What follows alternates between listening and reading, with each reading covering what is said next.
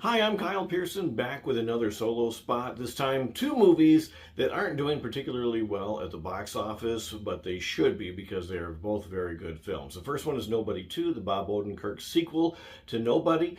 The only downside to this film is you already know the gimmick. Bob Odenkirk plays a nobody who turns out to be somebody and kicks a lot of ass, along with his dad, who you think is a retired nobody who kicks even more ass, you find out.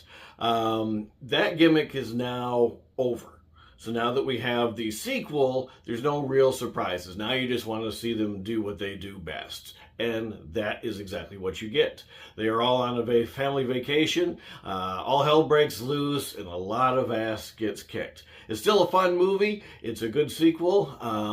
And unfortunately, it's not doing too well at the box office. Actually, they pulled it out of theaters after 2 weeks so they could put it on digital. So you can find it online now and watch it digitally.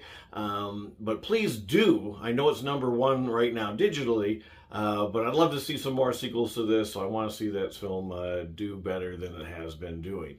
The second one is The Roses. This is the second telling of the cinematic version of the book, The War of the Roses, the original with Danny DeVito, Michael Douglas, Kathleen Turner. This one is Benedict Cumberbatch, Olivia Colman, Andy Samberg, and Kate McKinnon. And I'm going to just come out and say it. I thought it was funnier than the original. This is not as dark as the original film. It's more lighthearted, but it has a ton of jokes in it, one after another, that are very, very funny. It does get dark at the end, of course. It has to.